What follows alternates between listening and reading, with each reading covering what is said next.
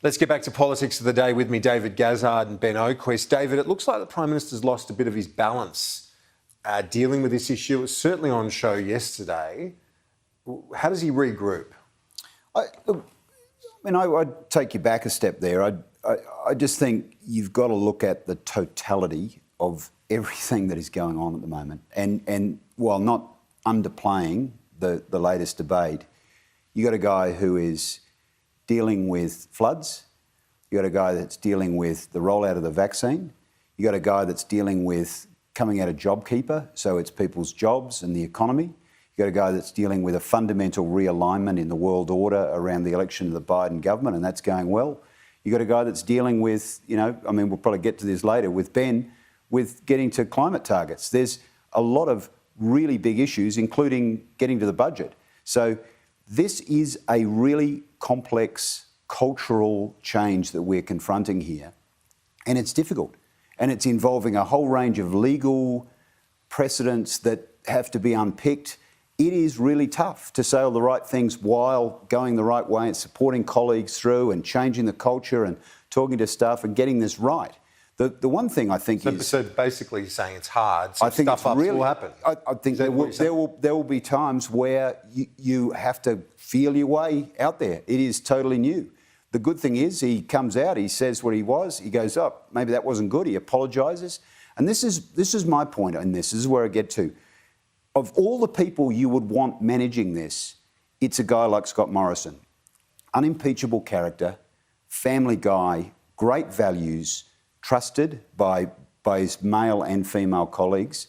Having him run the thing, I think, gives people some comfort, even though there are probably going to be some missteps along the way. And Karen Andrews made the point to me earlier. I think it was a valid and strong point, and that is we have to accept that people make mistakes. And the Prime Minister yesterday did that. He conceded as much. He apologised.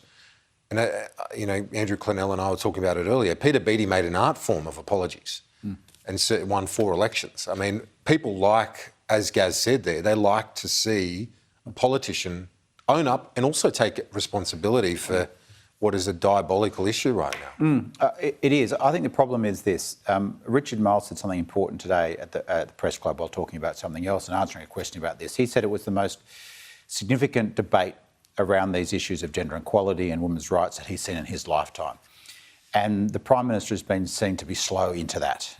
And yesterday, it finally seemed like acknowledgement from the Prime Minister that he had to do more, that he was listening, and the government had to change tack. And then he stuffed it up with that response to Andrew Clennell. I just saw Andrew Probyn describing it as one of the most catastrophic mistakes he's seen in a press conference from a leader around here. And so I think that's been the problem. The Prime Minister has seemed to have failed to act. There was the Grace Tame speech at the Press Club who said, let's have a debate about nationally consistent consent laws. There's those stats showing there's 1.6 million cases of sexual harassment a year and 200,000 cases of sexual assault.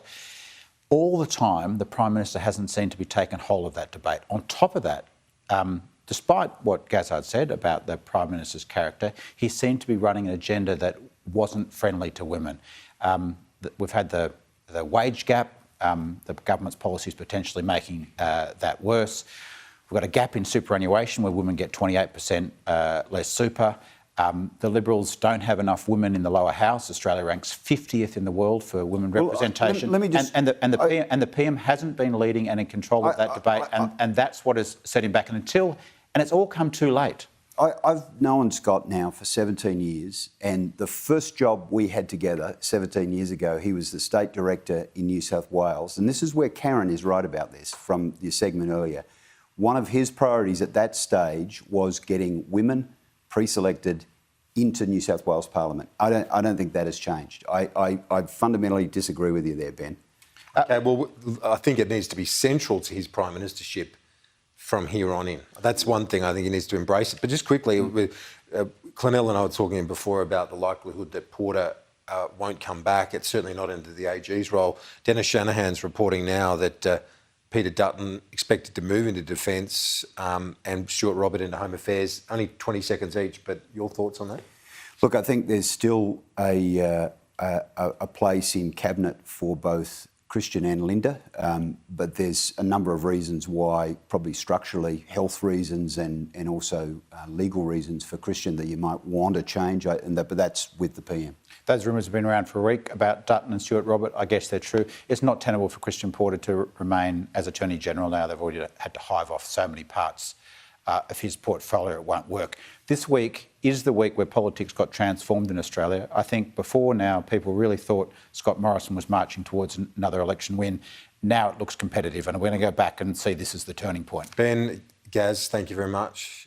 The bottom 20% get nothing. They're really unfair tax cuts. People want to see much stronger action from the government when it comes to climate change. It's no coincidence that we have a wages crisis in Australia. Transitioning to net zero emissions, it doesn't seem like there's much room for gas.